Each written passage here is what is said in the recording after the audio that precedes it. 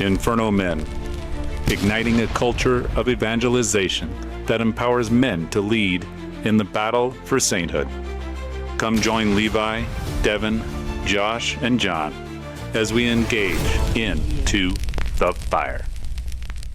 Welcome to another episode of Into the Fire, an Inferno Men's podcast where we battle for sainthood, and every day we strive to live the Great Commission, bringing God to men and men to God. I am your host, Levi, and joining me, we have a full panel today, as always, Devin, Josh, and John. Josh and John, they're not a sponsor, but we like ice cream nevertheless. We'll work on that. Get them going sometime. Go to infernalmen.com. There's a wealth of information there, a lot of events. You might see one of our pretty faces there if you go to any of those events. You're presuming so much. It's okay, right? I see our faces there. Yes. There we go. Pretty. Oh, okay. Well, all right. I might be there. Okay, so how we all doing, gentlemen? Good? Everybody good? Yep. Yeah. That's a great morning. It's super early, so This morning, which doesn't happen. I thought I was expecting to see werewolves come out from around the corner. I know. When I got out of my house this morning. Werewolves in London. Yeah, it was. Very eerie. Yeah, yeah. It was like Werewolf London. That's American Werewolf. Thank you very much. Okay, the song, the movie, yeah, it's all good. It's all good. All right, gentlemen, we're so before we get to Devin's man quote, I wanted to get your guys' real time reaction to a scenario. Now, this doesn't really have to do with. Is this on? No. This doesn't have to. I'm not ready. I said real time. I said real time. No, I just want your opinion, your take on this, because it doesn't necessarily have to do with manhood per se, or being a man or a man of God. More being a father. All right. Okay. So, and this is a reflection of what I think the attitude society has towards being a father. So, this is a scenario, and I'm going to cut it really short. So, I walked into the bank, right? Because I was depositing. I had a check, $20 million. Don't worry about it. So it was. Okay, so I walked. Mr. Duro. Okay, Mr. Duro. Thank you. What can I do for Finally, you, Mr. Duro? So I walked up to the teller, and I gave the check, and she said, fainted. "What?" They fainted. And they fainted. Yeah, exactly. They asked if they could work for me. I said no. So she said, "Do you have any fun plans for the weekend?" And somewhere in between there, I got to the point where I said my wife is pregnant with twins. There was some dialogue between there. So any fun plans for the weekend? I said my wife's pregnant with twins. So I guess the answer was no. And so her response was, "I'm sorry." Yeah. Wow. Yeah, Okay, no, right. Yeah, So, yeah, do you see what I'm saying? So it threw me off because I was like, "Don't apologize." I think I even said, "Don't apologize for that." Like we're really excited. I've already got two. Yeah. We're super excited. We're doubling our kids. It's just an exciting time. And I said, we're just gonna rest and chill at home. But I got to thinking, Did she get embarrassed? why? Nah, Probably not. no. She was distracted by Why the is that $20 the million response? check. But Why is that the response? why was that the first knee-jerk reaction was, Okay. "I'm sorry you're having more kids." So, and I have 4 kids. If I can interject here, I have 4 kids. Oh, I'm sorry. Oh, that's okay. Why? So I have 4 kids, and a lot of the guys in the industry that I work with, since I work in the construction industry, a lot of the guys they make comments like, "Well, you can remedy that, right?" It's just like, that's not at all the response my wife and I have. And for the situation, we are blessed to have 4 kids. But it's society goes, well, there is a way to fix that. Yeah, Like, right. Well, yes. As But- kids are so Yeah, exactly. Or it's not a good thing. It's not a nice thing. Yeah. Or it's an inconvenient thing to have children. Especially like in my age group, since I'm so old now, just kidding. 31. So people that are like Wow. 25 to like 35. Where's your They- cane? I know. I need one actually. I have one, but don't use it. Or mine. Not on camera. I don't use it. But I think there's a big kind of running away from responsibility in modern times. Like everything's built around convenience. If you guys like, Oh yeah. everything Yeah. today, even like in my job, it's like the biggest thing that's stopping people from progressing is their desire for convenience, right? People DoorDash more than ever. People will, have people deliver their groceries to their house, right? It's like, and these are people without 4 kids, so they would, I don't know. I think people just get frustrated when it comes to having a responsibility that's going to anchor you to hold to something, Is it possible that the teller was really talking about she felt sorry for your wife to have to go through the fact that, twins are a little bit more of a physical taxing But even still, situation? I don't As know. opposed to, Still. I'm sorry you're having kids. It's more like, I feel sorry for your wife because that's really going to be a little bit more taxing than a regular. Yeah, pregnancy. possibly. I mean, That's there not is the that right possibility. response. That's not the right possible. response, That's possible. That's not the correct response. I don't know. It didn't seem to come across like that. And maybe that was, I don't know what lies in the hearts of man or women. But yeah, it's Especially possible. women. That's very possible. Okay, well, Maybe I'm being judgmental. Say I'm sorry for you, or did you say I'm sorry for both of you, or I'm sorry for her? No, she just said I'm sorry. Oh, okay, yeah, that's a hard one. To I tell. think she might be talking about, hey, maybe the physical stuff. But to the don't know. point, our society overall, I totally agree. Our society overall thinks that, oh my gosh, you have this, child that's going to cost you hundreds of thousands of dollars over its lifetime. And, I'm really sorry. So unfortunately, that is the way a lot of people think about it. I don't like those responses. No, I don't. It's hard for me to be charitable sometimes when that is a response that someone gives me, because I'm not unhappy. I'm not saying it's easy, but I'm not unhappy that I have 4 kids. Right. It's a blessing that I have 4 kids. Right. I think that's the word. That's the word that's been sticking in my mind is the blessing aspect. That even though kids are sometimes difficult to raise and they cost you money, It's not easy. and yeah, exactly. Nobody ever said it's going to be easy, but the blessing aspect way overshadows anything else that comes along with any difficulty. And I have to say, I get even better because I have a child with special needs, right? My son has Down syndrome. Right. And you know what? Yep. Sorry, guys. I get blessed better. I'm blessed even more than you guys. Blessing. Because I have more kids. Plus the child, I mean, he's the easiest by far because all he wants to do is hug and take care of people and clear the table. And, he just wants to take care of people. And he doesn't have any malice and deceit and all of those other things. He doesn't like it when his brothers and sisters takes his toys. But other than that, Well, I don't like that either. Exactly. My wife needs to lay off my toy. Exactly. I wonder if there's like an issue with, I think maybe it's like a overall mindset problem where people like want to earn things themselves, possibly. Like, did society forget what it means to be blessed? Like, what is like why are we taking anything that for most of history people would have seen, since antiquity people saw things placed in our pathway as like a task from God, and it's like we rise to the occasion, and anything from God is a blessing no matter what, whether it's pain, whether it's suffering, there's a lesson to be learned there. I think people overall might have just forgotten that, sometimes life can be hard, but the challenges that God gives us are meant to be overcome. He gives us these challenges because he knows he made us strong enough to overcome them. It's when you pray for strength, do you think God just, makes you able to bench 600 pounds? No, he's going to put something in your path to show you how strong he made you. So I think everything in life, even our suffering, is also seen as a blessing. But the mindset of modern society is that any inconvenience cannot be a blessing because it stops me from doing what I actually want to do. Oh, right? yeah. It's a lack of submission, I think. It's All about what we want and all about convenience. Yeah. Totally. Well, moving on. I just thank you. was good. For your thoughts. Yeah, no, that was just I've been reflecting on, especially since I have twins. So I've been reflecting on growing family and kids a lot lately. So anyway, just wanted to get your guys' opinion, and we did that. So next is who's got the phone? Devin, are you gonna give us 5 minutes? All right. So for the quote, I chose a Bible verse. So I chose Isaiah 1:17, which is learn to do good, seek justice, correct oppression, defend the fatherless, plead for the widow.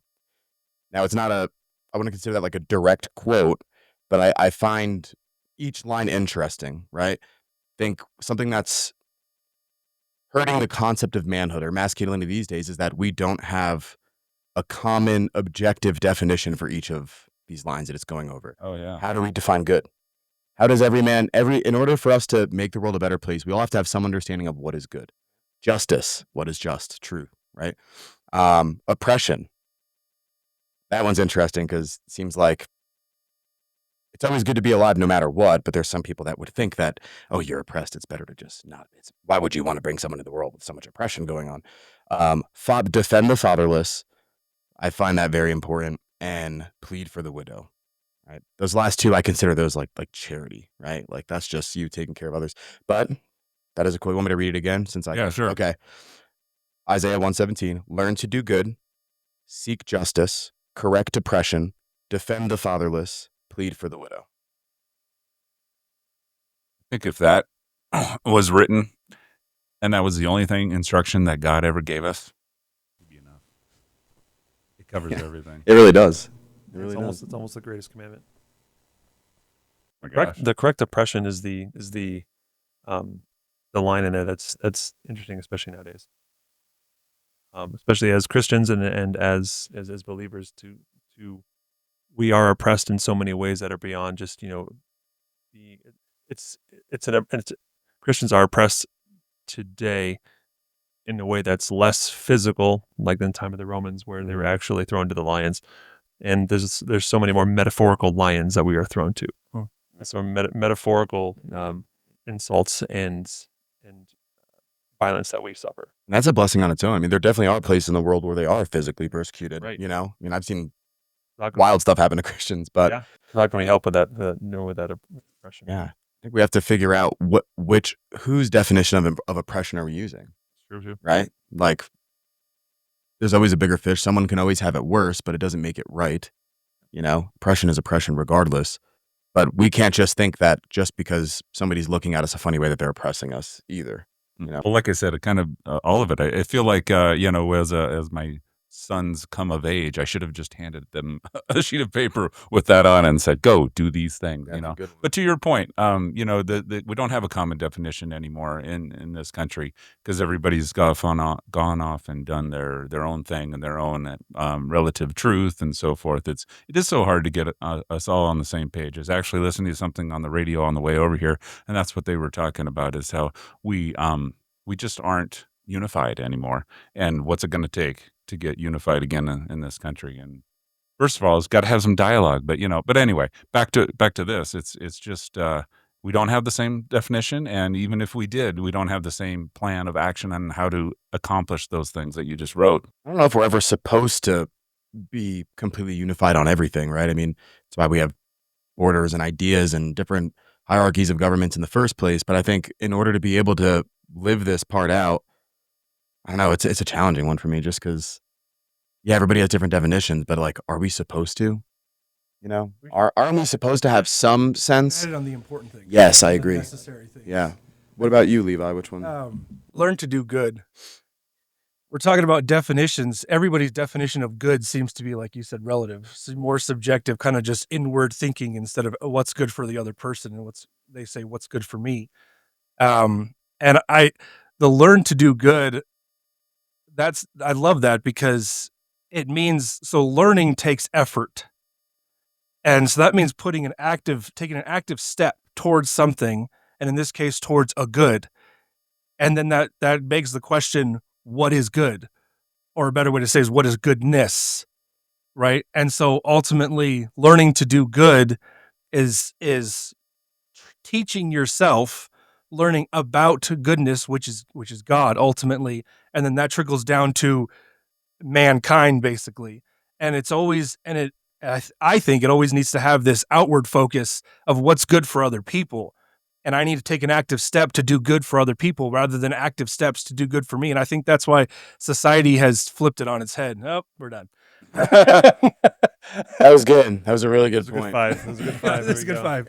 If I could say one more thing on it. No, you can't. Well, we're done. Time's done. I'm going to add another thing. I'm kidding. No, Go for it. I think the good one is also extremely challenging because you're right. Everybody does have like their own subjective version of good.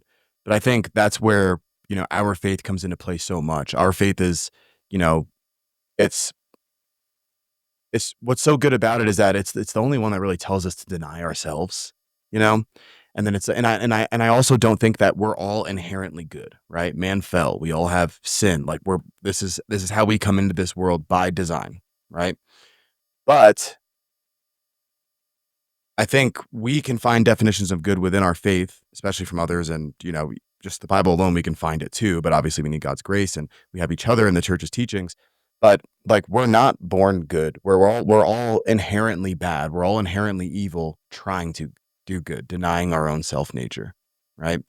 And I think we're seeing a downfall in the world because people think that whatever they want, whatever feels good to them is just good. Whatever feels right, whatever's more convenient, I think they think that that feels good. They're not used to denying themselves for something greater than themselves. I don't think you mean to say inherently evil. No, sorry. Did I say inherently Yeah, evil? because man is inherently evil. We Yeah. have tendencies. We have natural tendencies towards committing sin.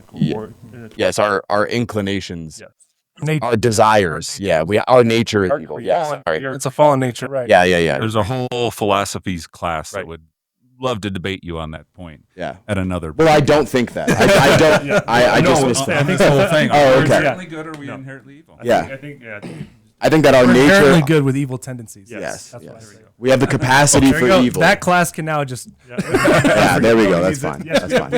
have concupiscence based, Yes. based on the first sin of Adam and Eve. Our concupiscence is towards evil, Yes. and that's definitely something that we have to now That's do. more of what I meant. And to for say. those Inherent. of you who want to look up the word concupiscence, go ahead. Spell it. Tendency towards sin. Concupiscence go. is Yeah. tendency towards sin. Yeah. That it's All right. and it's natural inclination to always kind of be headed in that direction Mhm. and always trying to tend into that direction. That's why it's so hard oftentimes to be a good Christian and a good Catholic, is because we have to constantly battle against. It's easier to sin. We have to constantly battle against it. Yeah, we have to deny our own desires to Yep. do good. Exactly. Yeah. This week it was 7 minutes, but that's okay. Sorry. We'll do that. Sorry, that was my fault. But it needed No, to that's be good. said. That's good. Yeah, it was exactly. good. No, No, and it That's could the be point. whole That's the podcast, point. honestly. Exactly. It's a could. Okay, so moving on to the whole reason we're here. Oh, that The wasn't meat. it. That wasn't it. Well, you're right. We're here to do The whole reason we're here is to Just- thank you. All right. The meat of the podcast is we're talking about manhood in the Bible. And now, so there's no real rhyme or reason to Old Testament, New Testament. I suppose I could have done all the Old Testament quotes and New Testament, but this is a conversation, so we're not gonna be super linear here. Last time we talked about Genesis 1:26-27, where God says, "Let us make man in our own image, let him have dominion over all the earth." So God created man in his own image. In his own image, he created a male and female. Any last thoughts on that one specifically, even though that's super appropriate for our time? No? Okay, that's fine. Second was Ephesians 5:25, husbands, love your wives as Christ loved the church and gave himself up for her. Josh, you pointed out last time that's super controversial. Or no, the one before it was controversial, you said, was the wives Right. Mm. be subject to your husband. Yeah, be subordinate. Okay, Only one yeah. people ever Right, bring that's up. the only in one- this yeah, context. right. the because they verse- always the forget thing- this the one. verse before this one, because it's if you continue on with it, like I said, if you continue on with that verse, it's like, yes, wives be subject to your husbands, but husbands love your wives as Christ loved the church and gave himself up for her. Willing to die We're for going it. to Yeah. die for her. That's like we can't look at that because we just need to stop. Then we wouldn't have a point. That's really what it is. We wouldn't have a point in an That was argument. my- that was We my talked point. about Yeah. reading the whole chapter. You're kidding. That was Good good voice. I like that. imitation. I like Yeah, that's that. great. I like I don't that. need context. Yeah. All right. Good. Okay. Well, then we've thoroughly covered that. No one Yeah, needs to we're talk about it ever again. And we've got. That problem. Okay. So, all right. So I'm going to start with not the one that's right after it, 1 Corinthians. We'll do that in a second. But my notes. I know. Listen to I my said notes. there's no rhyme or reason. Stop it. Okay. So I want to go to Genesis 2:15. This one I thought was pretty interesting. So Genesis 2:15. The Lord God took the man and put him in the Garden of Eden to till it and keep it. Okay, so first, this doesn't really seem to be directly kind of like a man quote, but what I wanted to focus on, and we'll see where this goes or where this takes us, is the fact that God took man, put him in the Garden of Eden specifically to till it and keep it, meaning that where he put man, we have a responsibility to take care of that. Right? And so we can say, oh, we have a responsibility towards, creation and towards animals, and we're the stewards and all that stuff. Also, we are put here, we have a vocation and a calling, and our calling is we're either husbands, fathers, both in our work, in our environment, in society, dealings with people, we have a responsibility to take care of our family, take care of those closest to us. And then I started reading for context before and after, and what the thing that stuck out to me most is that God, in this verse, God put man in the Garden of Eden to till and keep it before there were animals and before he made Eve in this specific passage. Because after this passage, then it says God needs to find somebody, a good companion for man. And so he made the animals and those didn't work. And so finally he puts Adam asleep and makes Eve. So it struck me that he's doing this before animals. I think the animals were before. And I don't think they were in the garden. okay, well, it says, you want to pull it up? You can pull it up real time. Pull it up. Because if I'm wrong, that's fine. I No, think you're right. Animals are but it's before. this I think in this animals were before, specific too. in this Birds in the specific sky. in this specific one. I read it. It said after God put man, he needed a companion, Right. Correct. and so he made the animals.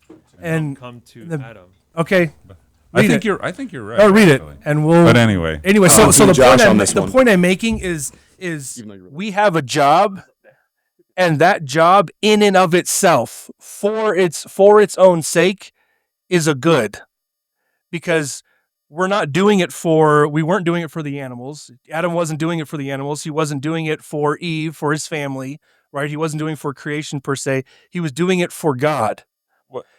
and to your point, the note I wrote here on my sheet is that work gives us dignity. That's exactly what I was getting at. How about that?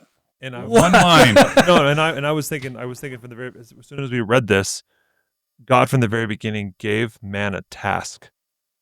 Yeah. And how many men today don't have tasks and therefore either don't have a direction in life, or the idle mind is the devil's playground. Yes. There you go. You know, that's That's- from the very beginning. God's like, okay, I've created you.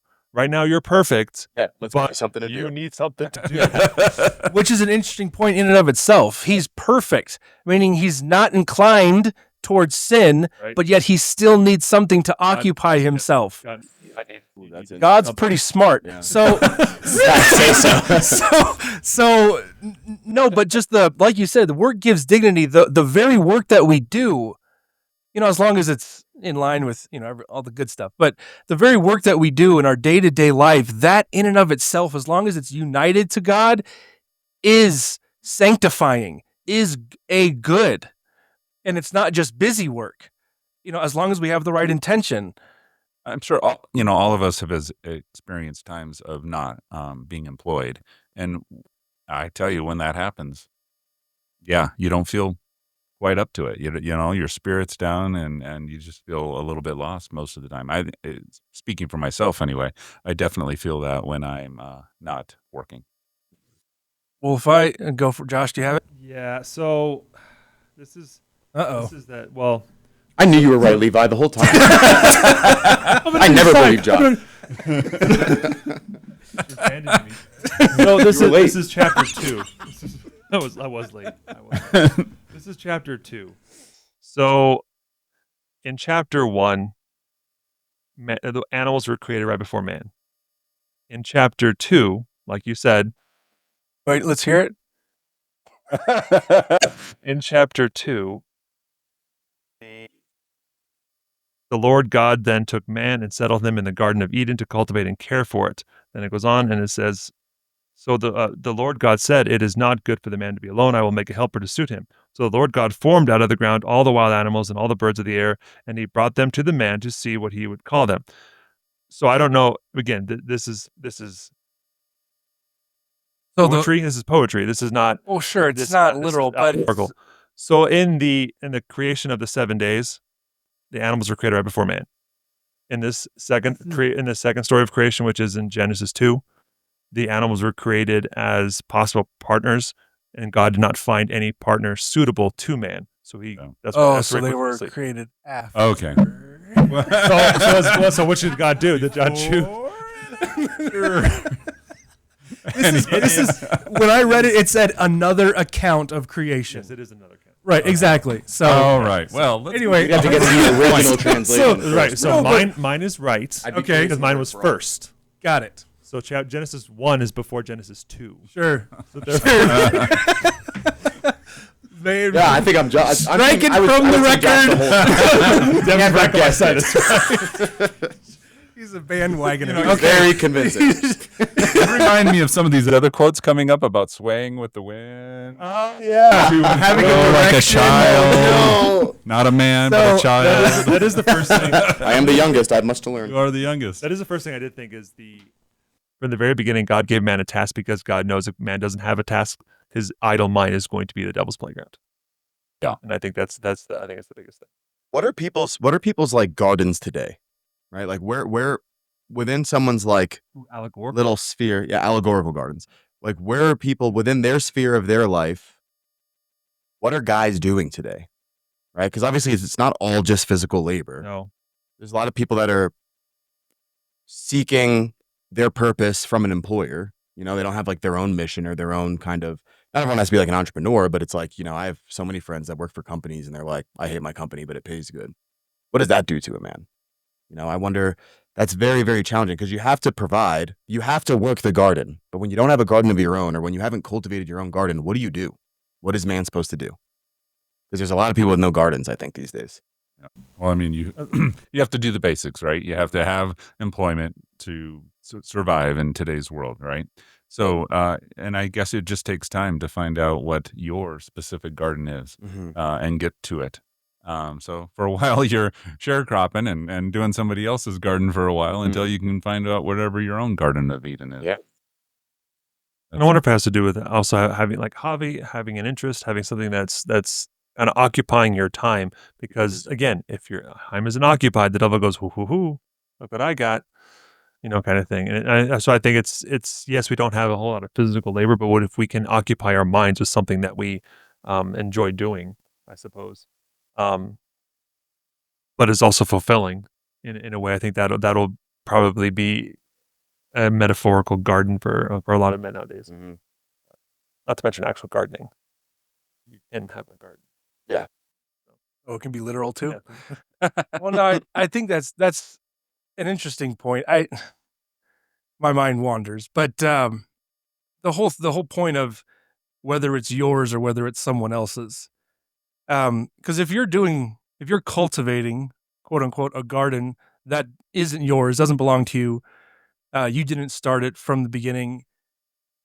Yeah, I can see how that would be very unfulfilling, and just I don't have a purpose. I'm just doing this because I cultivate the garden, and in exchange for that, the guy gives me money, and then I can take that money and I can, buy food for my family, and my family doesn't starve. And sure, that could be understood as a good in and of itself. To provide for your family is a good thing.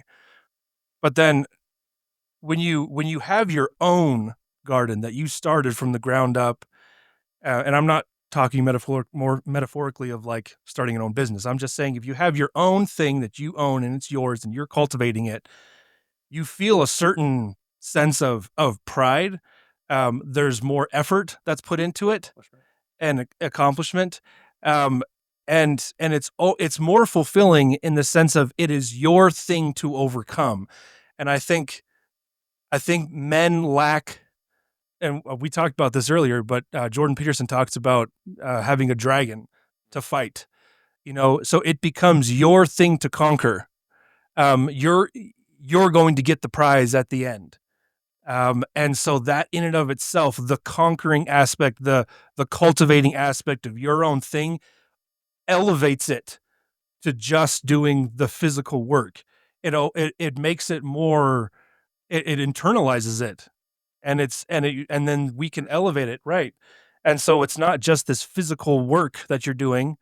Man is body and soul, so our soul gets involved, and it gives us, fulfillment, and it gives us kind of I would say, a joy in the hardship of doing it. Whereas if you're doing it somebody else's, it's like, I hate this, I got to do it, and I'm not happy about it. And that's why, what's the statistic? 70% or something, 75% of people are unhappy in their careers. Yeah, I think it's something like And that. I don't think the garden is just necessarily the aspect of work either. I think the garden extends to everything in your life that you have stewardship over or charge over. I think your household is your garden. Your children are within your garden. You got to take care of your children and these things, and even other people's children. Defend the fatherless, right? Like, I mean, I grew up with. I mean, I had a stepdad since I was like 3. You know, amazing man. Always treated me like his own. All these things. I think that's one of the most noble things a man can do, possibly. You know what I mean?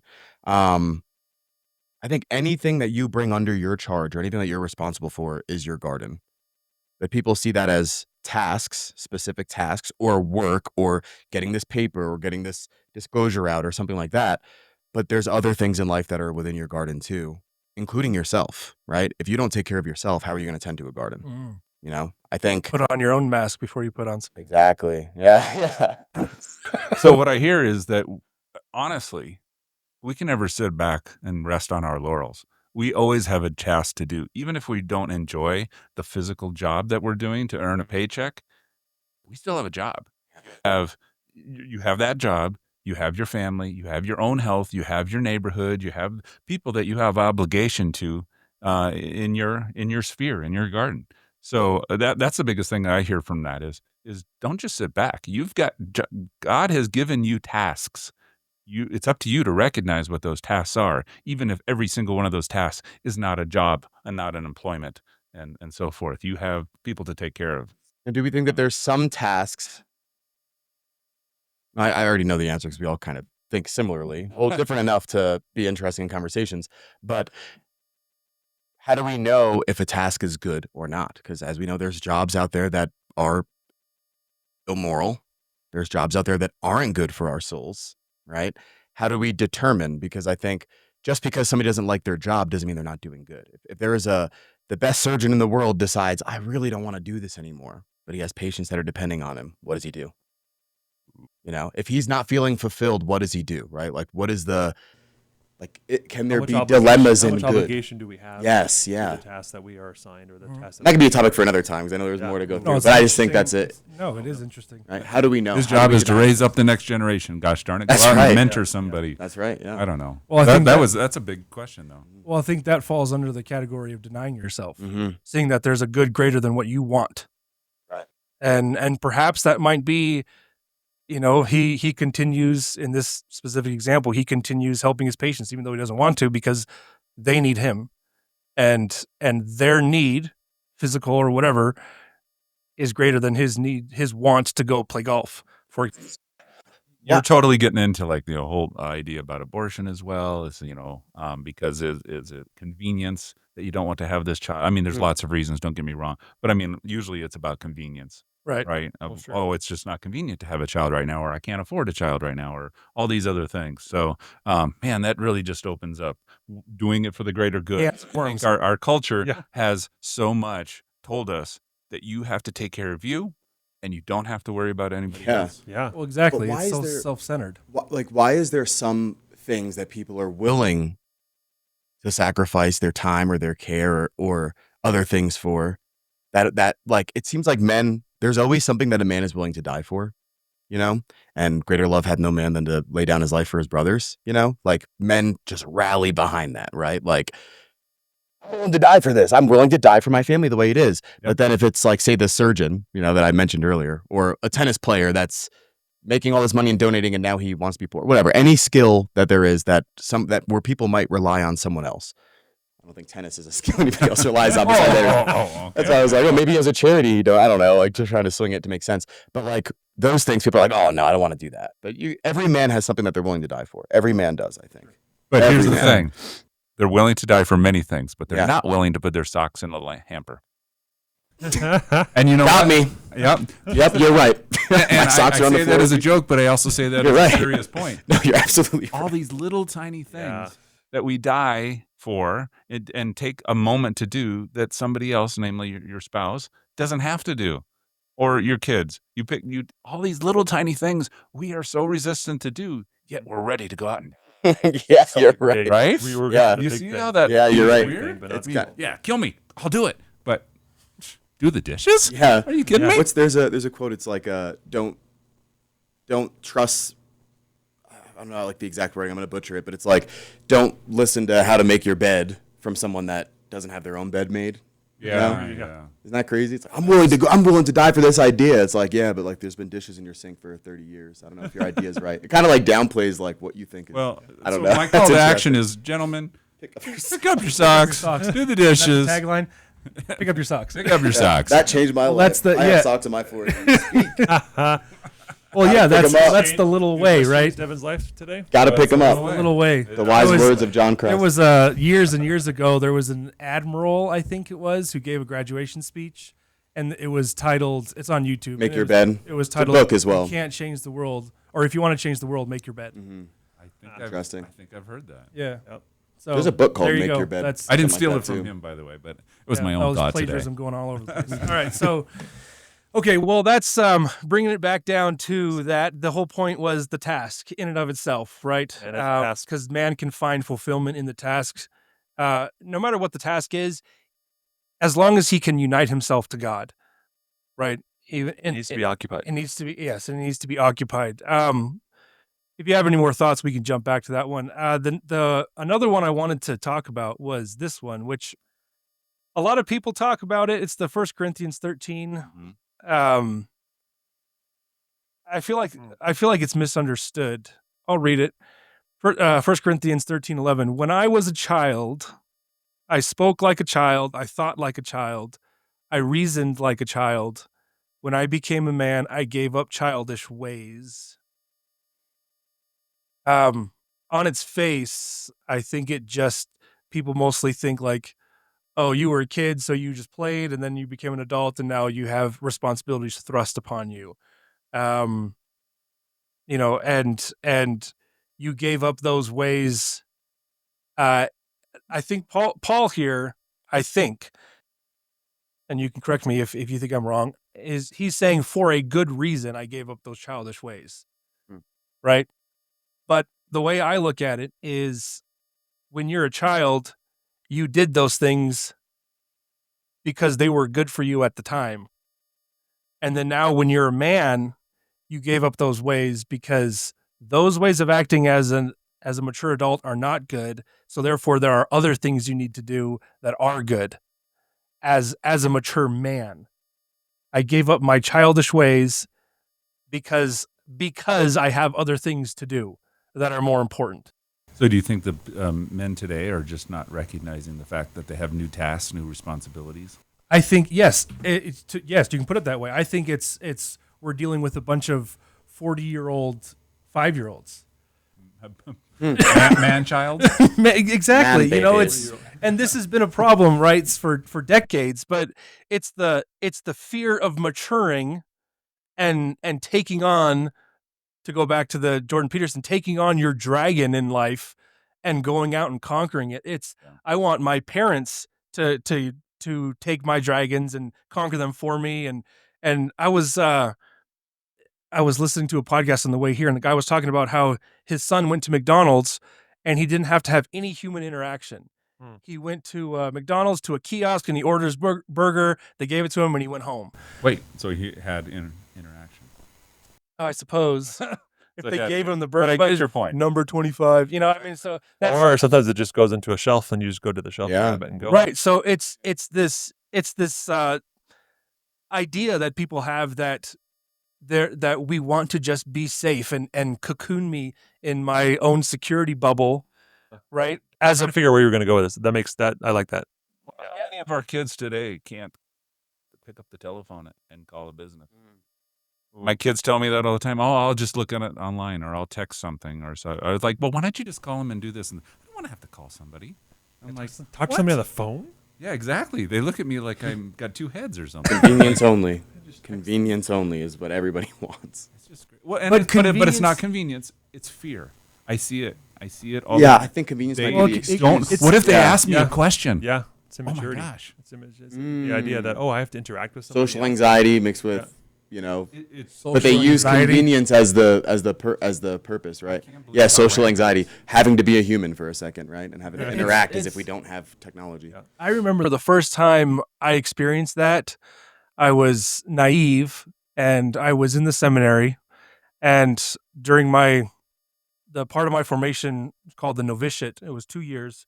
I was sent to Dublin, Ireland, and that was the first time. This was in 2004, 2006. I was in Ireland, and I remember seeing people walking down the street with headphones and just looking down and just walking their way, and there was no interaction, there was no talking, there was no hello, no eye contact. It was, I'm in my world, leave me alone. And back in 2004, the world consisted probably of like a Discman, an MP3 player, or something like that. It wasn't even a phone yet. Right. Yeah. Oh, yeah. Well, it's gotten Yeah. worse. Yeah, no, Phones. Yeah. It's gotten Yeah. worse. People being able to Yeah. bring their music with them to Yep. distract themselves from themselves. Just thought of that the other day. People Yep. were passing my house the other day, and they were older folks, and none of them said hello. I was doing weeding, and I said, Older people. You know why? They couldn't hear me. I couldn't see it at first, but they had headphones in. They had earbuds in, and I'm like, oh my Ugh. gosh, it's everywhere. Yeah. You know, and I Yeah. I am guilty as well. I love to listen to podcasts and stuff when I'm out Of working. and stuff. course. But if I see somebody coming, I'll take them out and talk to them. And Plus the one like when we go hiking with the family, there's no devices and things like some pet peeve of mine when you go hiking and someone has like a speaker in their backpack playing music. Drives God. me nuts. Oh. Me in golf, same thing. Oh, I it's just just can't like, play with somebody no. who's got music in their golf. No, cart. I mean, there's a time and place if you're like stop for camp or something like that, or you're picnicking, fine.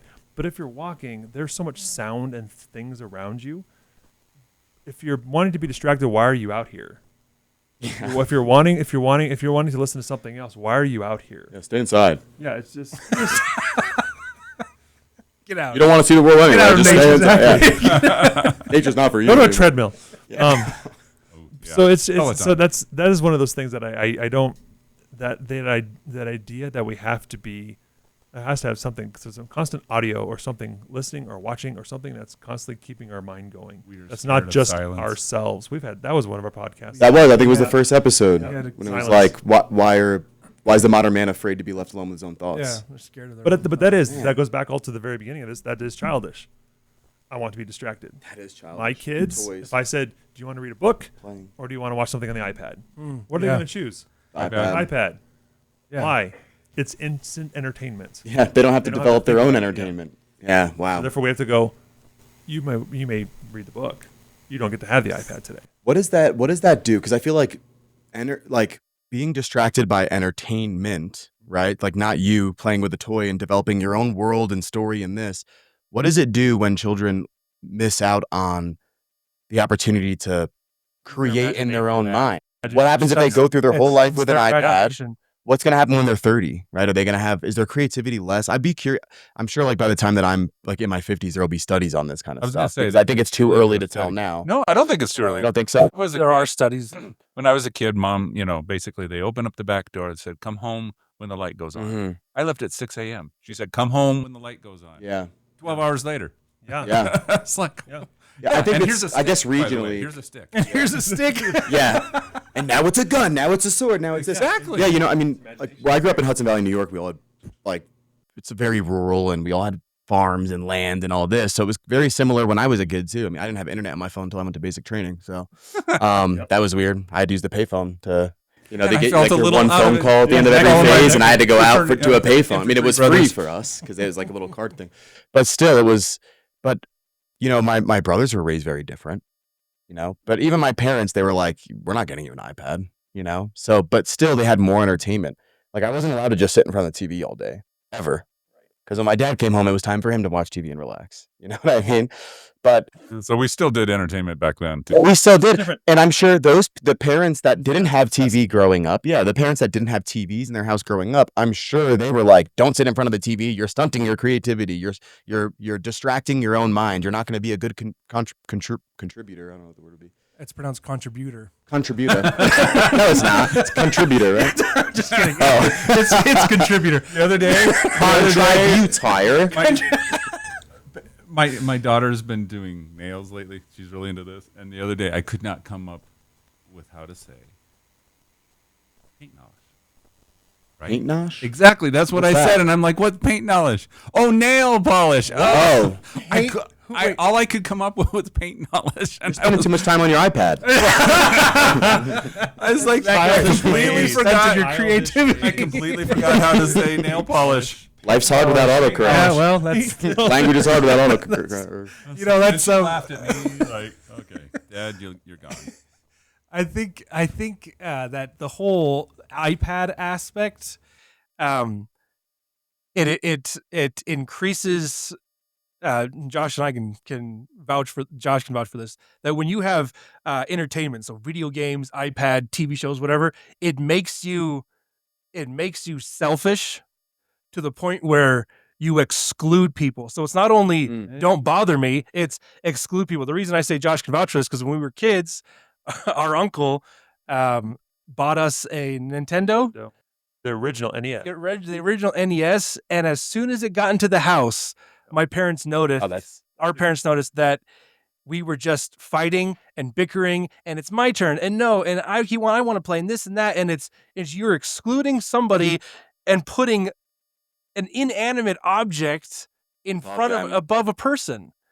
And so it's just gotten worse and worse and worse with the increase of technology and the advancements and the phones and the iPads. I mean, how many kids do you see in a waiting room with an iPad or at a restaurant with an iPad? Like, oh man, I just slap that thing out their hand. The restaurant is a frustrating one. Yeah. If you are in the waiting room and you're the one not looking at your phone and actually interacting with somebody, they're like, creeper? Yeah, weirdo. It's like New you York. weird? It's like going to New York City. I have a good tangent, a good story. Okay. Go for it. Story time. We got to go to Disney World this year, and we were the family, and everybody was tired, but my girls, so my 14-year-old, my 10-year-old, they wanted to go on the Expedition Everest. It was a roller coaster, but we didn't have the special fast pass. We had to wait in line for an hour. So we were waiting in line for an hour. My daughter doesn't have a phone. Neither of them have a phone. I have a phone. We were in line, and they first thing, can we do something on the phone? No, we got to do something else. So my 10-year-old came with this game. Well, what kind of food am I? And so it's like a 20 questions game. And so we started playing this game, and it was interesting because guess what everybody else was doing around us? They were on their phones, right? We weren't being quiet because we're in line and we don't have to be quiet. So we were laughing and all this stuff. It was interesting to watch the people go like this and go kind of like watching us. Yeah. And the family in front of us had a grandpa, and he's a grandpa, right? So he's participating and he's guessing, playing the game, and he's trying to to help. He's playing with you guys. Trying to play with us. Good old And Pappy. People around us, and even his granddaughters put down their phones, and they were trying to guess what the foods were and all this stuff. And so it was like this weird, like what are these? And the funny thing was, what are these? What is Humans. this? Because we were at Animal Kingdom, which is basically a glorified zoo. No, it's like a glorified zoo anyway. So it was just funny how people were looking at us going, what are they doing? oh, she's a bowl of grapes. And it's just they were like interjecting and like trying to guess and stuff like that. All we were doing was just being us. Yeah. We were That's trying, awesome. we were trying That to is avoid really the electronics, and not to mention Disney does well with any line that you're in has stuff to look at. Mm-hmm. They do really well with the with the props and with it's almost like you're at a museum sometimes. So it was just funny though to look back at that situation, because I was just doing something normal. Like, no, we're not gonna play on the phone. Yeah. We're here. We're at Disney. We can talk and whatever. And then Grace came up with this game, and everybody else around us was just like, "This is so unique. This is so different, but it's fun at the same time." And so it's Countercultural is what I'm hearing. It's so, I mean, not to put a downer on it, but it's sad that has become countercultural. oh, exactly. That's what I mean. Yeah. Basic We human were the weird. interaction. We were the interesting ones. Right. You were the exhibit. Yeah, basically, yeah. That's why I said, "Do you work for Disney?" Right. Did you were you planted out Right. there in the Everybody else line? was excited. I was just like, And it's I'd be and scared it's, to play that game. It's interesting because You look like you'd be a sack of potatoes. What'd you say to me? you're a moldy apple. Why me? you'll get it when your kids go. No. No, I'm just joking. I would totally play that game. It'd be fun. They were trying to just like shoot. Go, okay, I'm a dessert. Then you have to like ask questions, and so it'd be like, okay, we're trying to. No, like, it sounds- question. Well, and there you go. So perfect example. Creativity and imagination is welcoming. And Even to contagious. strangers. Yeah. Even strangers. Yep. Which that Is it because it's thinking good? That thought. Is it because it's good, and therefore people will have a natural desire for it when they see it? It's because action. man is a social animal. Yeah. Interaction. And so he craves internally that interaction with other humans. God wants that for us. God So wants- therefore, it's good. Otherwise, we And- wouldn't have that. As Matthew Kelly would say, joy is attractive. You know, he has a book called basically Slowing Down to the Speed of Joy, and he discusses some of that. But yeah, it's attractive. So Unless like your smile's horrendous or something, then maybe it's not as. I can't smile right. I see, people see joy in me. They're like, joy's not good. No, I'm just kidding. But it does go back to that idea that the childish ways of it's selfish. The electronics breed selfishness. Especially if you only have like one electronic device and the children are fighting over it. Well, I want to watch this. Well, I want to watch this. We'll play outside. And then I was also thinking, going back to our original thought about how raising this is your original story. Children are not easy. There are times where my kids want to go outside, but if they go out to their front yard, then an adult has to be out there with them because it's a street, cul-de-sac. And there are times where I'd much rather them watch something or play a video game, or because I need to be doing something else. I can't go outside right now. Convenience. Yeah, that's just it. So what I make sure I do is I make sure, no, they're asking to go outside. I'm saying, no, you should watch the electronic. Well, no, I'm in the wrong. I need to come out of myself. I need to do that thing that men do, which is sacrifice. And I need to go outside with them and play outside. They want to play outside. I'm guilty of that pretty often, I think. Oh, and there's a lot. Last night I got in trouble for that. It's so much easier to pull up an iPad than it is to open a book. Why? That's and I am extremely guilty of that. So much easier for me to focus on the electronics. Yeah, last night I got scolded a little bit because, we had like friends over for dinner last night. I was like in the hospital last week, so like my back's killing me, and like they left, and I was like, oh, finally I could just sit, and do nothing. I sit down. First I like turned my Xbox on, like the controller sitting on my lap, and then work started again at like 9 p.m. I'm like, come on, can I just have a break? And right as I'm trying to deal with this, and I'm like, oh, after this, I'm just gonna relax. I'll play my game. My wife comes down, she's like, do you want to watch a TV show? I was like, not really, while I was working, and I felt so bad. I felt so bad. She's like, wow, you just want to play video games? I was like, no, I mean, I could turn it off, but I'm just going to be distracted right now and all this, like, trying to justify, but I definitely said the wrong thing. But I felt so bad. And I think man naturally feels bad for that too, as an adult, right? But I think kids might not feel bad for that because I got brothers that would, Younger brother. Yeah, younger brothers that would Well, kids don't feel bad. freak out if somebody... You want to say something, John? Sure. No, I did. I wrote down a note here earlier about this whole thing, though. Adults plan and execute. Children do what feels good. Oh. Yes, it is. I knew you would recognize it. Yes, that is a quote from Dave Ramsey. It is not a John Krause. No, but that's excellent. And I was actually, well, do you want to expand on that? Because I was going to say something similar to that. Yeah. I was going to say that children are only and it's not a fault of theirs because they're children, but they do what feels good. It's the takeover of hedonism, right? And if you want to apply that to a 3-year-old, but hedonistic little child, hedonistic little brat.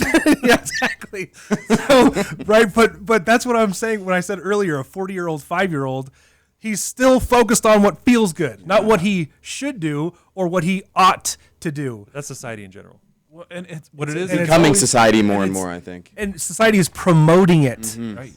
It's do what feels right. It's a delay of maturity. Didn't we talk about it in one of our earlier podcasts that one of the quickest way to make a man become more mature and grown up is to become a father? Yeah. It's like all of a sudden I remember specifically when I found out that we were pregnant with our first child, and it was like, okay, I am no longer John Krause. I am now Papa. I am now in charge of somebody else's life completely. Ooh. And I was like, I can never go back. This is it. Yeah. And it's like, I can never go back. yeah. You are a father. I think it really hit me Smart when I John heard Krause, my father. eldest daughter, when I heard her crying, when she came out of the womb, and it was like, yep, that's the point. That's it. It's absolutely, while the baby's still in utero, it's kind of like, oh, it's still kind of, it's a theory. I was like, oh, no, the baby's right there. It shouldn't be a theory. I mean, from conception, right, of course. But at the same time, when you hear your baby's cry, I don't know. You guys can think about that, and you can look forward to It's it. coming up. Yeah. Time when the baby first comes Yeah. out, and it's going to be like, oh, That's incredible. that is it. I've Oh never, no. No, I'm kidding. I've never. This might be a moment of vulnerability, but I've never cried more easily. I don't know if I've ever cried out of joy until my daughter was born. Mhm. Yeah, I cried when I was watching Hacksaw Ridge, but I cry in movies all the time. but When I'm alone, my wife will be like, "You okay?" I'm like, when I'm alone, I'm like,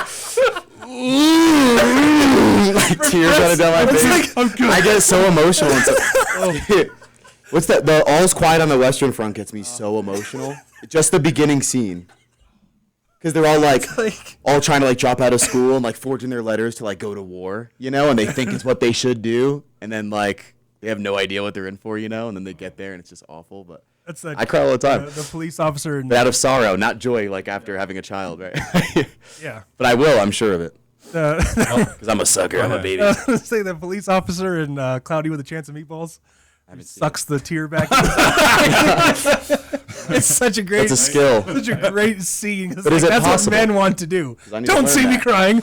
Well, so anyway, the point is that I think our society has so much helped us delay that maturity. Mm-hmm. It's like, this is what you want, marketing, right? This is what you want now. You bet they create the fear.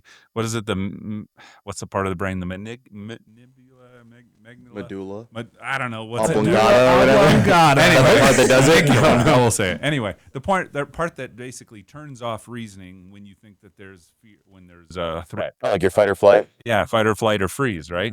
And it turns all of that off, and it makes. They say when you're in that moment of a decision, your IQ goes down by 70 points or something ridiculous like that.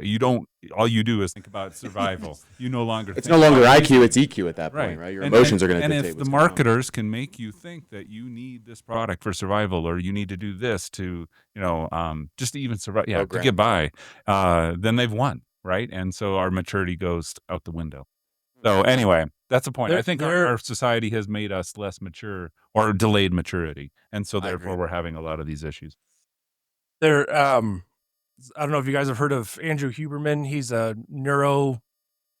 neuroscientist or neurobiologist, something like that. Anyway, he has a podcast, really super intelligent, but he talks about how if you are faced with an easy thing and a hard thing, and you do the hard thing, it actually rewires your brain. And then what he says, I forget what he calls it, but he says there's a threshold that if you do the hard thing, it gets bumped up. And so in the future, you'll do another hard thing, and then it'll get bumped up again. And if you keep doing that, you go on. And he actually talks about IQ, that it affects that as well. And so many times when we're presented with this easy thing sitting on the couch and on my phone or watching TV or whatever, or the hard thing of doing a task I have to do or wanted to do or needed to do, but it's too hard or too physically taxing. If I do the hard thing, then in the future there will come another hard thing, and I'll be like, well, I made it through that last hard thing, so I can make it through this hard thing. Done with it, Because I so can many do it. times we get that analysis paralysis where we look at something and we're like, well, this is going to be way too hard, so I'm not going to do it. When in reality, it's not even going to be that hard. Is that similar to working out? Like if you go, do your first weight, and then next time you do more weight, and then next time you can do more weight. That's exactly right. Yeah, it's the exact same thing. So Our muscles are the same as our brain. Our So- brain is a muscle, maybe. You guys ever hear the quote, get comfortable being uncomfortable? Yeah. Yeah. That's what I think of when you say that as well. Yeah, David Goggins, be uncommon among the uncommon. Oh, Wow. That's David Goggins. I don't know All what right. that is, but He's all right. super. He's a motivational, He's awesome intense. man. I think he's sick. I think he's ill. Like Like, physically ill? yes. but like in the best way possible. Like this guy like runs like 100-mile race, gets rhabdo at like 98 miles, like gets out of the hospital, goes back and does the rest. You know, Does like ultra marathons. yeah, he's like 150 miles in the desert or whatever. yeah, he's wild. He's insane. He's wild. But look him up. His book is pretty cool. Yeah, So I think what we're trying to get at here is don't be motivated or guided by your emotions, but rather your will and your intellect and your faculties of reason. Yeah. Can we say that? Is that a good sum fair. of that St. Paul Marie. quote? All right. We still got some time for one more. So I want to do this one, which is interesting because it's two different translations. All Which right. one? And I hate to say, we're on 1 Corinthians 16, 13, 14. It's right. I think it's page 2.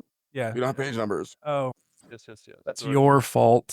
At First Corinthians. Oh, It's okay. point number 3. Numeral 3. Point number E3. We're playing bingo. Okay, so First Corinthians 16, 13, 14. Okay, so the English Standard Version says Bingo. it's bango. Okay. We said E3. We're playing bingo. Oh, got it. I see. They're brothers, guys. You Just, know, they have something. We can going just on. delete Just that. brotherly banter. We can just delete that out of the episode. All right, so 1 Corinthians 16, 13, 14. English Standard Version, which I'll preface this by saying I like it better than the Revised Standard Version, Catholic Edition. But anyway, so English Standard Version, be watchful, stand firm in the faith, act like men, be strong. Let all that you do be done in love. The Revised Standard Version, Catholic Edition, says, be watchful, stand firm in your faith, be courageous, be strong. Let all that you do be done in love. Okay, so obviously I like the ESV because it says act like men. Yeah, but acting like men is being courageous. Right, exactly. So I was going to make the correlation between... Already did. Okay, Josh beat me to it, but I thought of it first. So go ahead, John. Well, here's the point. All they had to say was act like men. That's what I'm Everybody at thinking. that time. What do you mean all they had to say? Who? Who The had to writer of this said act like men. Right? Corinthians? Courageous, being Right? courageous and being strong is implied. No. Here's the point. Everybody knew what he meant. Yeah, today. I don't think you'd be able to get away with that. Act like a man. Definition. Well, what is your definition of man? This goes know. back Right. to what we were talking Masculinity. about before. People knew exactly what he meant when he said act like. Yeah, a man is someone that encompasses all of this. Courage, this. Now it's, well, define man. Exactly. How does society define man now? Yeah. No, It's so hard. I'm That's actually, the whole I'm podcast actually in asking. itself. No, it is. It's challenging because you get in trouble for having an idea that's different from someone else's, or what somebody else's, like someone else's idea of a man is somehow offensive to other people as well, right? It's like, I don't know, it's weird. Why do I have to be strong to be a man? That Well, just you proves don't. that just But- proves the point that then it's not a proper or correct definition. I agree, because it's not universally applicable. It's not objective, and I think there can be an objective trait. Like, yes, there's going to be anomalies of people that fall short on some definitions naturally, but we have to have a standard of at least the like what is under this umbrella of what is manhood, right? Like there has to be an idea of what's encompassing it. Otherwise, we're not going to have any men left. There has to be a universally applicable. In some way, not Yeah. all things And have so to be that's and applicable, so but society most. society then has turned it on its head and made it not universal, but made it a personal, Yeah, an internal definition, a completely subjective right? form of Subjective man. and relative Yeah. that only applies to them. Anyway, well, yeah. No, that's I a think it's really interesting. I didn't even think about as soon that. as you said it, and I saw that. You notice the second version doesn't have it that way, right? It goes into more of the definitions, right? Be watchful, stand firm. They're furthering the definition of what a man is by going to that Right. point. But the point is, some of those same things that they say here in this Bible verse are the same things that we would say now. What describes a man? Yes, courageous, strong, things like that. I'll tell you a note I wrote on this. So when I was little, my dad was in education, and he was a commissioner of higher education for a couple of states, and always worked with university systems. Well, he would go to work and put on the suit every day, and he would come home, and when he got home, he'd go down and put on the old clothes and paint and do cabinetry and all this other kind of stuff. But I always was worried because my dad was such a mild-mannered guy, and he was like 5'10". I remember when I was 12 years old, I would have dreams about my dad getting beat up, and that I had to go save him.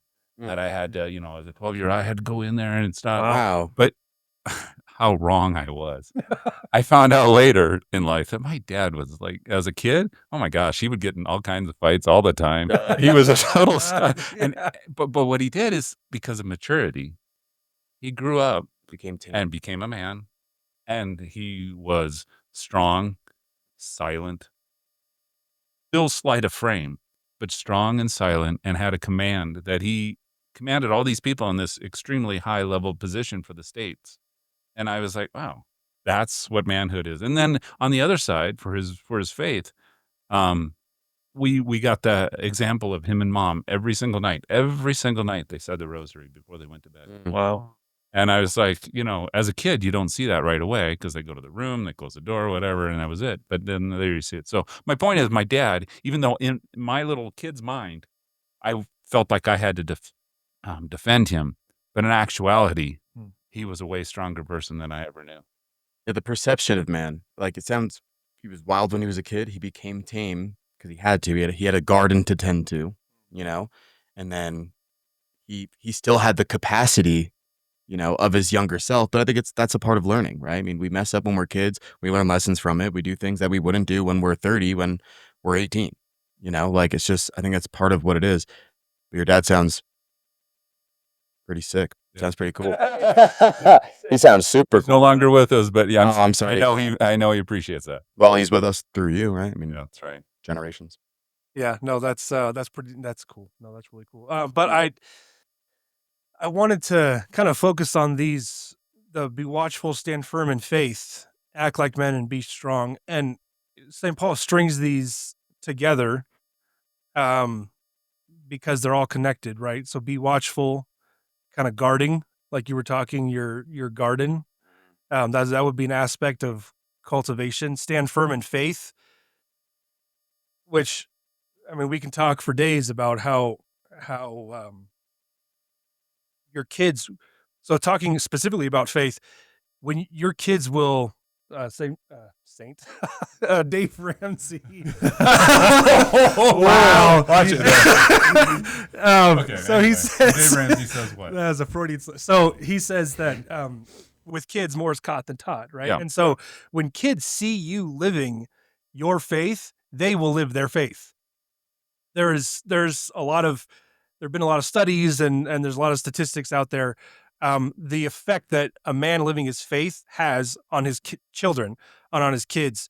And there's a podcast called it's Father Robert McTeague, Catholic something.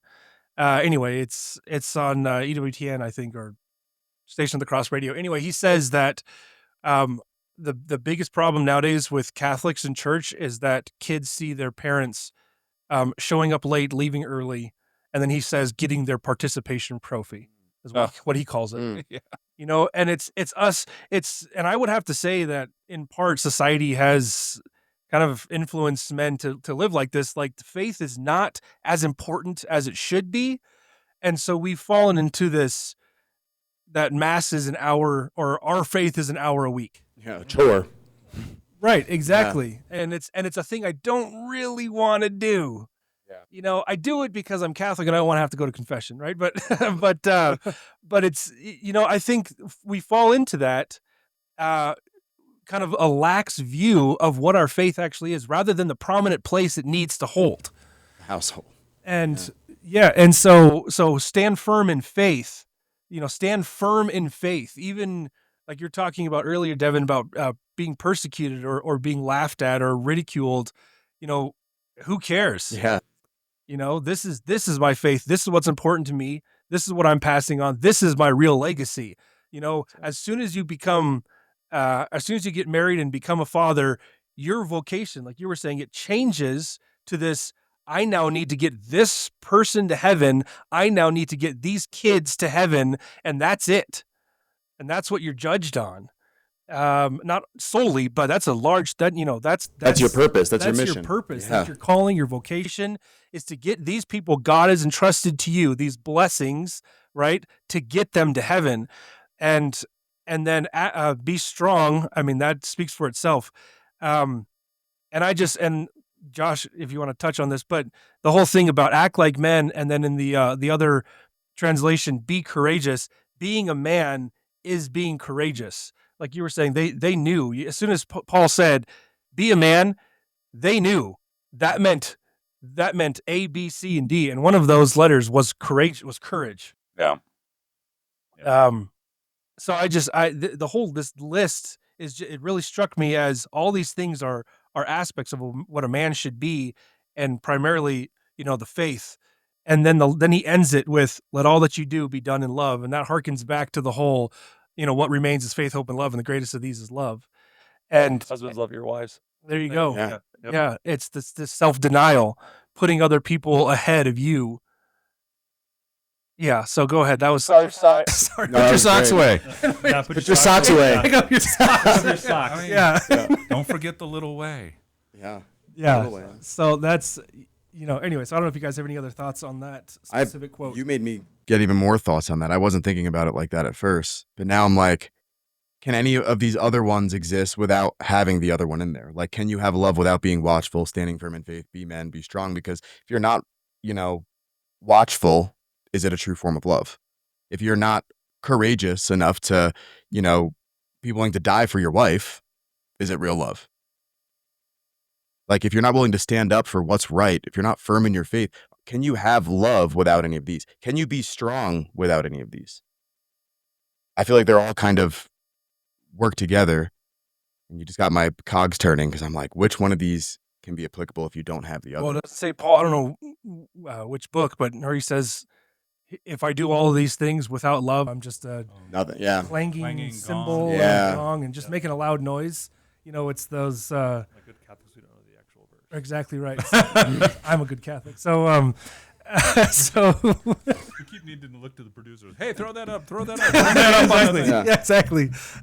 Bring that up. Would you? But it's the Trent Horn, he calls them deepities, when people are saying things that don't mean anything, but they think it means Like something. gobbledygook. Yeah, I call it, exactly. Yeah, gobbledygook. where You're it's just saying a bunch of nothing. words kind of thrown up, and hopefully something sticks. And that's Sound really deep. yeah. That's why he calls it deepities. Sounds like AI. Yeah. Oh my gosh. Yesterday they asked to do a little thing for AI and come up with a manifesto and blah blah blah blah. And it was, my God, it was so big and eloquent. And I'm like, No one writes out sounds good. really Yeah. good. Nothing. It sounded really good actually, but it's like you can totally tell that's AI. I can tell when clients send me texts that are made from AI. I can tell completely. I'm like, I've talked to you on the phone. You don't talk like this. I've seen your text messages. Yeah. It's like, I know you. yeah, it's I know you. strange. That's another conversation. It is. Too. AI. Yeah. And it's detriment to society. Okay, well let's not go there right now. Yes. Let's not. yeah. Let's not. Well, his cogs were turning, my cogs were turning. I was just thinking about, the big thing that you guys keep saying is our goal is to get our kids to heaven, our wife to heaven. And it's like, how many times have I abdicated that? Abdicated that to an iPad. Abdicated that to there's to my wife. There's a To thought. be honest, she's my wife. I mean, she's excellent in her roles, and especially when it comes to keeping us about doing different things for Advent and Lent and things like that. It's like I should be doing more of that myself. I shouldn't. It's my job as well. I mean, we do it as a partnership, of course, but at the same time, I need to be more engaged mentally with that and looking for opportunities with my kids to do things and not what you were saying about going out and playing with them. Yeah. I need to put whatever I'm doing aside, whether it's playing with them or whatever. Go do something. There's the Laudate app there's the confessional or not confessional, but there's the examination of conscience, and there's one in the Laudate app, examination of conscience for married. And one of the questions under my relationship with the children is, have you recreated with your children? That's an interesting way it says it. Have you recreated with your children? And that means more than just sitting with them. It means like have you played with them? Have you done something with them? Yeah. And I always have to reflect on that one. Like, no, because there have been times where I'll go, no, I can't help with you. I can't go outside and play swords with sticks right now. I can't go outside and throw the ball around. I can't go outside and ride bikes with you right now. Yeah, are we deferring our responsibilities to things that we don't want to be responsible for? The people that we care about, the people that we're charged with getting into heaven. You know, Say that again. like I don't even remember what I said. Are we deferring our responsibilities to things, objects, people, whatever that we don't that we wouldn't necessarily trust or want our kids to learn responsibility from? Got it. Right? Like, here's an iPad. Yep. Who knows what you're going to find on it, but at least you're going to be quiet for the next hour. Yep. You know, That- when it should be me recreating with my kids, No. right? Who knows what you're gonna find on it? Who knows? You have kids, you will. Yep. But for right now, my challenge for myself and you, between now and next Thursday, 5 minutes a day, each day. Yes. Between now and Thursday. I can do it. 5 minutes is easy, right? Yeah. But with each kid, 5 minutes with each Watch kid. TV with each of them for 5 minutes a No. day. I'm gonna do it for myself. I have 2 kids at home. I have one coming home. Okay, this well, weekend. okay. That's my challenge to you. Next Thursday, I'm gonna sit on the porch, watch them play while I'm on my phone. Yeah, go play. I know you're not making the challenge very easy, John. All right, 40 minutes. No. Well, while we're on the topic of challenges, then I wanted to challenge all of you guys next time, and all you watching, listening. Next time you're in a situation where you're waiting, don't pull out your phone. Yeah. hard. I did that the other day. I was at Noodles and Company. I was eating there, and I hope so. I wasn't What else working were you there. I was waiting, and it was a conscious effort not to pull out my phone. Yeah. Yes. And my gosh, it was hard. It was so hard. And it shouldn't be hard. Can I make it easier for you? Please. Leave it in your car when you go into the restaurant. What if someone needs to get hold of me? That's the problem. That's the big problem. Oh, The problem is our Yep. society The false- expects you to be right The there, false right? It makes you sense- anxious You know what? for a while. it's the false sense of urgency that it creates. Like, oh, I'm going to need to respond to this text or Yeah. email right away. And it's like, I left my phone home all day. All day. We left for church. Like, we went out. We did all these things. I left my phone at home all day long and then when I came home, I was like, oh, I got to check it. But the first hour or so, just because with work, I'm always getting phone calls, always having to do something. When I got home, I did check, but I was like, that was so nice. The first few hours the first hour was rough. And then I just forgot that I didn't have my phone. And The fact that it was care. rough. Yeah, it Says says something. Yeah. Addiction. I'm addicted to my phone. I'm with you. If the best park to go to in town is Fox Run. Because if you go to Fox Run, there's no cell service no matter who the carrier is. It's incredible. So whenever we go there, it's just like, okay, well, we can't listen to music, can't do anything. The phones have to stay just wherever. It sounds great. You have to go play, you have to go run, you have to go fly a kite, you have to go Sounds like volleyball. Yeah, it's just you have to. You don't have that other option because there's no cell reception in the park. That's Fox Run Regional Park. Please go today. Fox Run Regional Park. Brought to you by Josh and John's and Fox and Run John's. Regional Park. We got to thank our sponsors. We need All right. sponsors. Well, on that note, gentlemen, do we have any last thoughts? Anything pressing that needs to be said in the public that will change lives? Nothing? Be courageous. Be courageous. Challenge accepted, Be by the men. way. Okay. Be men. Be courageous. be a man. Don't take your phone out. 5 minutes. If you have with children. kids, 5 minutes with play each, with your each kids. child Right? each day. Yep. If you don't have kids yet, 5 minutes to pray for your 8 hours with your wife There you go. a week. Okay. Yeah. But do it. If you don't have kids yet, you can spend those minutes with your wife. Or the other thing is, in your case, Pray for our kids. pray for your future child Yeah. or Or you your can- your in utero child. Yeah. You can talk to your kid, though. Yes. Ooh, that's, you know what? I always I've been hanging out with with my little, I don't know if it's a boy or girl yet, one of them, but I've been hanging out with him. Her. That's awesome. Good. Yeah. That's awesome. They really, Yeah. it's, Daddy loves you. Say, Probably sounds crazy. Probably sounds like, hey, that makes sense. Exactly. So they're probably like, what the heck is that? oh my gosh. that's thunder. The end is nigh before it's begun. All right. On that note, thanks for spending time with us during our conversation. Thanks for watching. Thanks for listening. Until next time, keep fighting in the battle for sainthood, and Keep stoking the fire. God bless. God bless. Bye-bye now.